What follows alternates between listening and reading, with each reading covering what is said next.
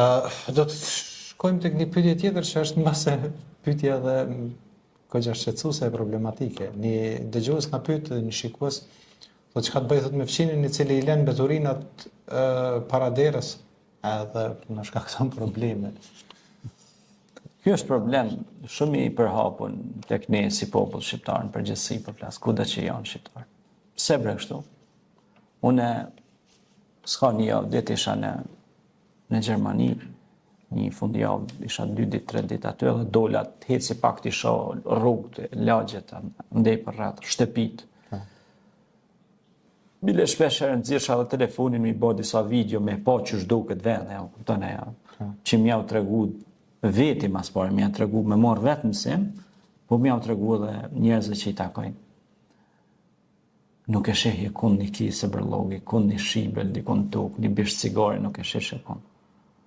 A na nëse dalim për këtujt ku jena 100 metra, s'po thonë, po 20 metra, si të qerit lijen dash rrugë kryesore atje, plot cigare, bishta cigare toka, plot kese, nejlona, bërlog, pampersa, mbeturina, hedhurina, shkon e gjuna I pe balkonit atje në bam atje qëtë poshtë, se bën e sap që mund me ta lëshullën krye, me ta thëj kryet, me të kap në infekcion. Ose era për hapet, era tani burim I gjitha smunive. Shpinë e ka kuti, mrena, pas tërti, ketë drita qëshëm qështë. Shkon e prek pullën, thët, veç pak në qaton, thët, tak e prek pullën e lëshën flimin atje, shu që veç pak, thët, që I gjomi për do këtë shumë I bukur e kom ble shtrejt, thët, këtë mozaik ko ka thët, po shkelqeka, po vizlojka.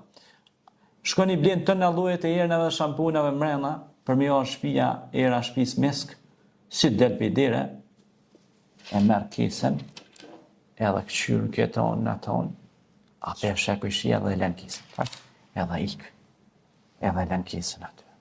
Mirë, ku ta qilë që ti dire në shpisa, po t'vjen që a e farjera duha këto, tim, në hundë, si është qisat në hotërit, mrekullipi I Allahut.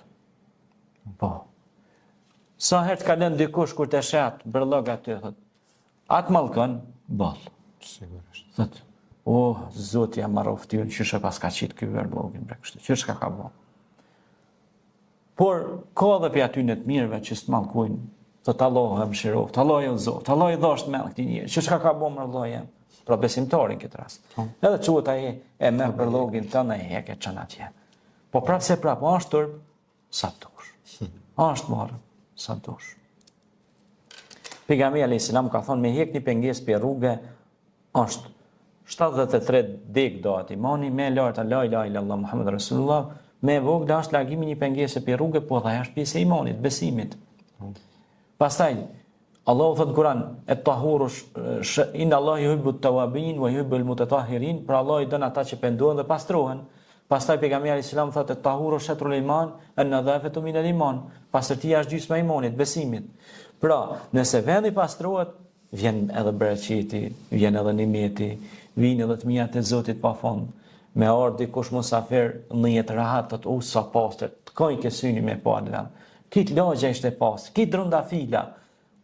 Mos mujsh edhe herë pashku me pa atë vend. Për shembull, Stambolli është quajtur lulja, trëndafili.